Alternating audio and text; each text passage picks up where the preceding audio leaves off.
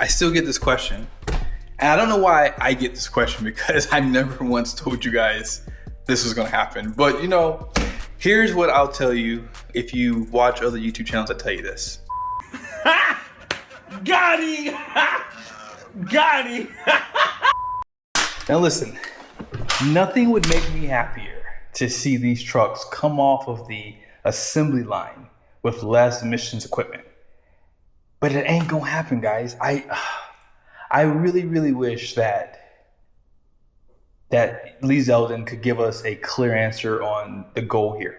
But if they were to do that, rest assured, you're gonna have some emissions equipment. I'm willing to bet you the only emission equipment that I could see them taking off potentially is diesel exhaust fluid and selective catalyst reduction, because those two kind of go hand in hand anyways. But to see EGR or DPF go away, highly, highly unlikely.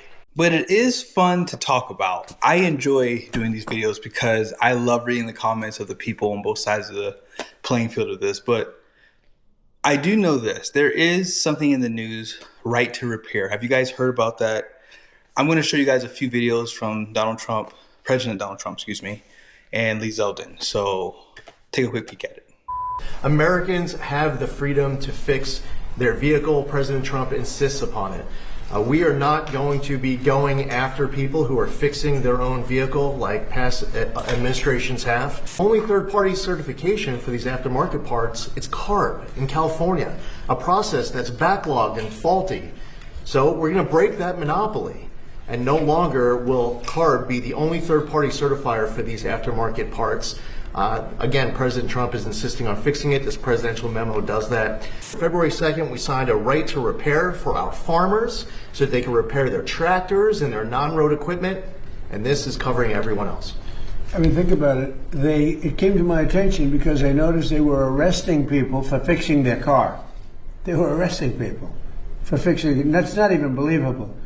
Anyway, so it's right to fix, and I think it's really common sense. If somebody wants to fix, some of these people are better mechanics than the mechanics in the shop. They're telling the mechanic in the shop how to fix their car or their truck. We signed the truck one a little while ago. I'm willing to bet you guys the main reason why I'm getting an uptick in the comment section emails about can I delete my truck, is it perfectly legal, is simply because of what President Trump just signed into law. Now, I wish I could give you guys a clear answer, but unfortunately, they're not really giving us clear answers on this, right? This topic.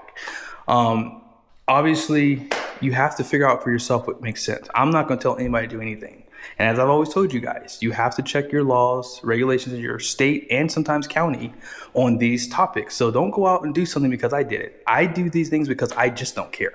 I don't think that it's that big of a deal, but based off what you just heard from Trump, people have gone to jail based off of what he's talking about. So again, it is sad that we have to deal with these things. Now, if you're a little confused by right to repair, let me just go ahead and read. I'm not even gonna read all this to you. I'm gonna put it here on the screen for you. But right to repair laws generally include access to repair information. It says here consumers and independent shops must have the same manuals, schematics, and diagnostic tools that manufacturers provide to authorized service centers. It talks about availability of parts and tools. My favorite thing on here, obviously, is going to be bypassing software restrictions. So consumers can bypass software locks to repair devices, provided intellectual property rights are respected. So this is probably the confusing part, right? Because are they saying that now we can unlock our ECMs and do what we want to do with our trucks? It doesn't say that. It just talks about basically you can bypass the software locks to repair devices, right? So in other words, not having to take it to the dealership or basically having a dealer do something for the truck that requires maybe the ECM to be unlocked or something like that. So again, it's not really clear on whether or not we will be able to delete our truck without repercussions. Now, I'm sure some of you guys are hoping and praying that you're gonna have an option on the bill sheet to delete all this crap here and all the crap down below here. But I'm here to tell you, it ain't gonna happen. And you guys know, I am a big advocate to see all the stuff get taken off these trucks.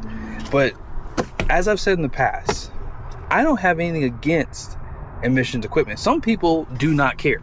Some people buy these trucks and they use them for their purpose, and they don't see the need to remove anything off of it. So for those guys who don't care, maybe there should be some type of catalyst systems on these trucks to help with emissions and with sound. But if somebody decides they want to take it off, that's the part right there where we can really get into the details, because if it comes with the emission stuff, so be it. But if someone decides to take it off, they shouldn't go to jail for it. And ladies and gentlemen, that was pretty much happening. People went to jail for removing emissions equipment. I mean, what's the harm in taking off an intake system and putting an aftermarket one in that actually flows better and give you better fuel economy? Or if you want to do a bigger turbo. I have never heard of someone going to jail for those things, right? Because bigger turbos could get you worse fuel economy, but having emissions equipment has been proven to give you worse fuel economy. So here's what we're gonna do. We're gonna go for a quick drive. You guys know this truck is lifted on 38s, and if you have this size tire, all these things are gonna obviously hurt fuel economy. So let's see what this truck can get without the emissions equipment. Hopefully you guys can see it, but you guys can see like the instant fuel economy, right? I'm just cruising on the highway. I'm probably going about 75 miles an hour. It's showing on my thing. Actually, I'm going faster than that. It's actually, my navigation is actually frozen, so it's not really showing, but it's basically at this speed. I'm about 4 miles an hour higher. Oh, here it is. So you guys can see here. So I'm going, let me go to 76 on mine. So if I'm going 76 here, it's frozen again. So it's 4 miles an hour quicker.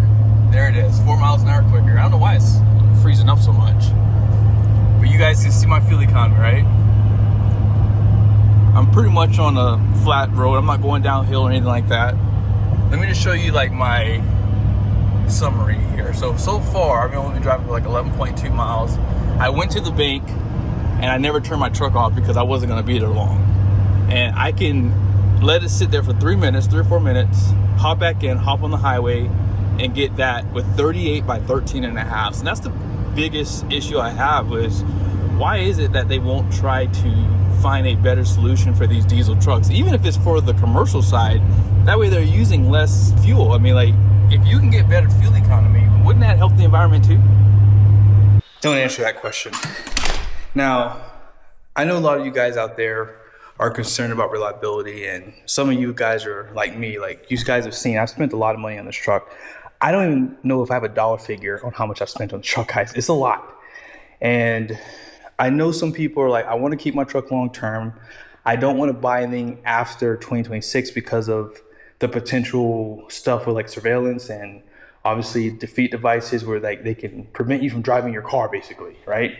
So if you're looking to keep your truck long term, real quickly, I just put together a website for Insane Diesel's oil bypass and their Lorenzo oil and fuel enhancement. So right here, the reason why this oil is so good is simply because of TS2 guard. Obviously, you probably don't know what that is. So it's basically tungsten in the oil. If I were to show you guys what this stuff looks like coming out of the bottle, it looks like dirty oil, but the tungsten in the oil is what makes this engine oil so good. It basically creates a bond with the metals and pretty much prevents any type of wear on the engine. And we back that up with oil analysis. So we don't tell you to take our word for it. You can do a oil analysis with us, or you can go outside of us because we use third-party oil analysis too, to show you this oil is going to help prevent wear on your engine. And the best thing about Insane Diesel is their oil bypass. This is one of their filters for their bypass system. And this can filter down to 1 micron. So do your research on any aftermarket oil filter. I saw one the other day where they say their oil filter can filter down to like 5 micron, which is incredible. And if that's the case, then you probably would think you don't need this. However, if you do a little bit of research, that's at 30% capacity, I believe. I can't remember the wording on it, but it's basically not as good as this. At 98%, this can filter down to 2 microns. So yes, we have guys that run 50,000 miles on the same oil, and we only recommend you run that kind of miles on this Lorenzo oil because of the TS2 guard. So again, if you're worried about reliability, because some guys ask me, what are some other things I can do to my truck, you know, short of obviously deleting it? And this is probably one of them. Obviously, running an oil bypass will extend the life because it's filtering out all those contaminants. You're creating a barrier inside internally. And we're seeing trucks go, you know, hundreds of thousands of miles. So don't take my word for it. You know, for sure, check out my website if you would like to buy some. But if not, don't. And this right here, this has been a game changer. This helps significantly, not with just fuel economy, but lubricity and the way that it bonds with the fuel. It basically changes the makeup of the fuel basically. And so it helps it to give it its best burn. And on that note, let's go ahead and check out where we are for fuel economy. Drove almost 40 miles, averaging probably about 80 miles an hour on the highway just now. You guys see that? 19.5 mpg. I don't know what else to say. There's better ways to deal with this, but they continue to not make it better for the consumer. So you come up with your own conclusion. I'm not here to sway anybody. I just know that there's a better way. If there's anything you got from this video, let it be that you have never heard JB Reviews say one day you will be able to delete your truck without any repercussions, or that the manufacturer will be delivering trucks to the dealers for you to buy without emissions equipment. I have never said that, ever. So again, whenever my name gets brought up in other videos or channels, I've never said that, guys. Never once said that. So go back and watch my old videos, okay? Now, I am thinking about doing a video on something my friend sent me about the EPA. The EPA is out here acting crazy. They're taking a list of people who are downloading apps for tuning devices for their trucks. So I'm still trying to figure out if I want to do a video on this, because if this is true, it's time for us to take a stand, guys. It's time for us to use our voice, because this is truly overstepping bounds. Like, if these people are hoping that the blue people return to office so they can start doing what they did back in the 2010s and 2020s, then they have another thing coming. Like, we have to stand together and fight against foolishness. Like, not with violence, obviously, but with our voice and saying, hey, this isn't right.